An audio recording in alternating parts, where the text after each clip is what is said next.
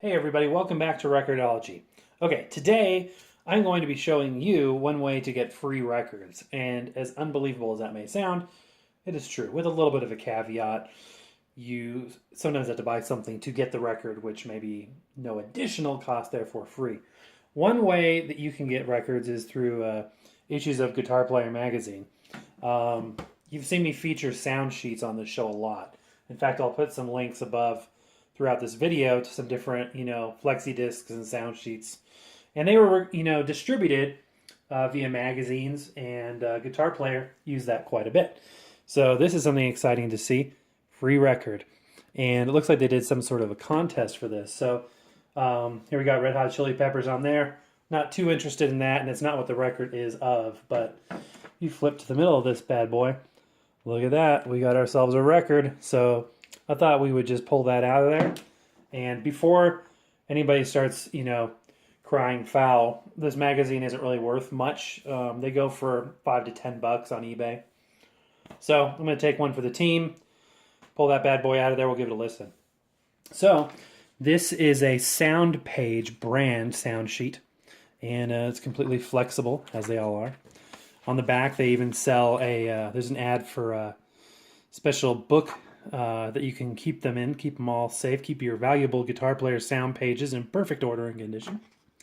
So anyway, this is sort of in here in a perforated way, so it looks like we can just kind of pull it out gently. And yep, sure enough, it just separates right out of there like that. And we got ourselves a record. Now, even though it's square, we don't want to cut out, I mean, you can, if you really wanted to cut out the circle, but you don't have to. It doesn't give you any benefit whatsoever.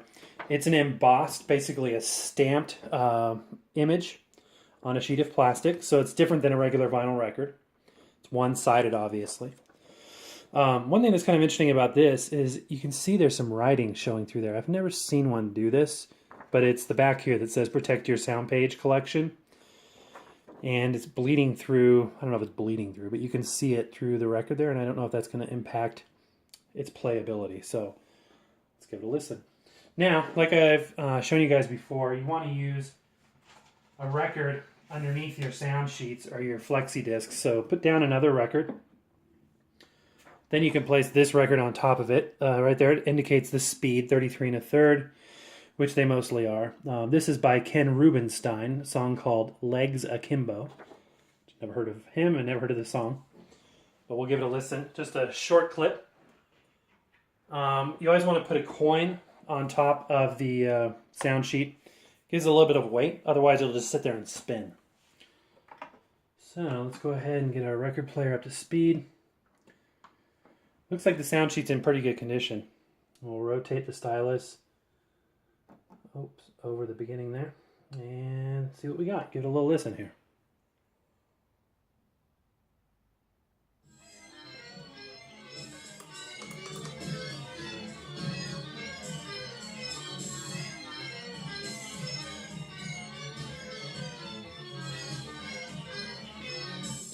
What the heck?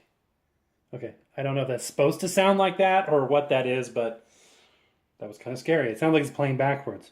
Let's give it a continue to listen to. What the heck? Okay.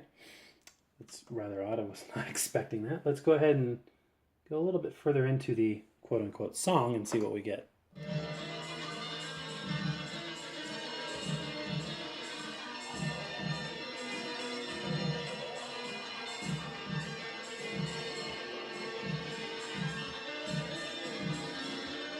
Okay, guys, I have no idea why it sounds like that.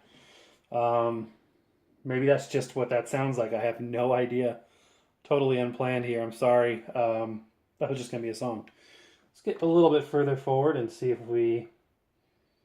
Maybe, I don't know if it's like deterioration of the sound sheet from sitting in a... I mean, this issue was from like...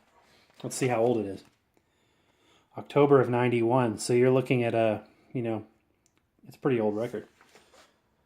But I don't know. Let's give it one more try here.